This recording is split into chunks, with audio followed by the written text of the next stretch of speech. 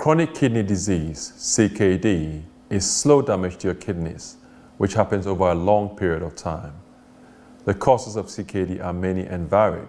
So let's now look at some of the main ones with Dr. Mick Kumwenda, a consultant nephrologist at the Gland Fluid Hospital in Rio. The prevalence of kidney disease is on the increase, and this is one mainly because the life expectancy has gone up, and so people are living longer. From round about the age of 40, we tend to lose kidney function at the rate of 1% per year per person, such that by the time you're age 70, you probably have lost around about 30% of kidney function. And this will lead to more patients developing chronic kidney disease as we live longer compared to a decade ago.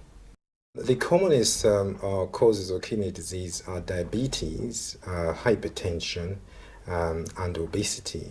The proportion of inherited diseases that cause chronic kidney disease is a small proportion compared to the other causes like diabetes and hypertension.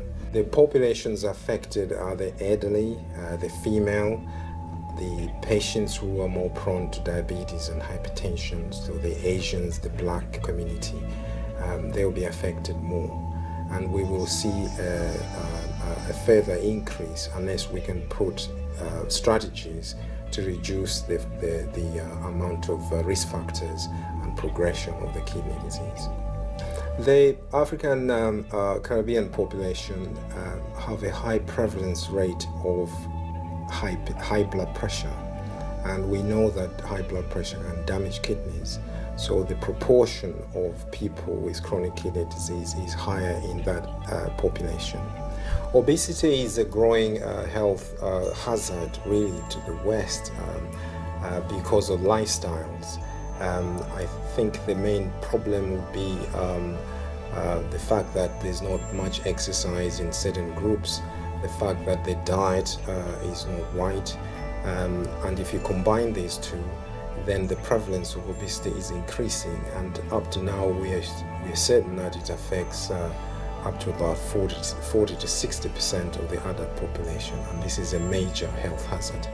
And we need to tackle this, because if we can reduce the amount of obesity, this will lead to less diabetes and less hypertension, and therefore reduce the amount of chronic kidney disease in the future.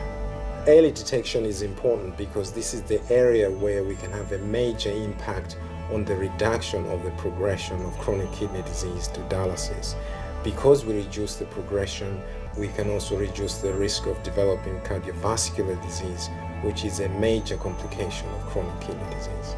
The majority of people with chronic kidney disease have a stable condition, and particularly if they are treated correctly with control of blood pressure, control of diabetes, a lot of those patients will not progress to dialysis. And studies have shown that over a period of 5 years, only about 4% of patients with advanced kidney disease will require dialysis. So now we understand some of the background to kidney disease, but remember, whatever the causes, if you have CKD, there are things you can and should do to improve your chances of not progressing to end-stage kidney disease.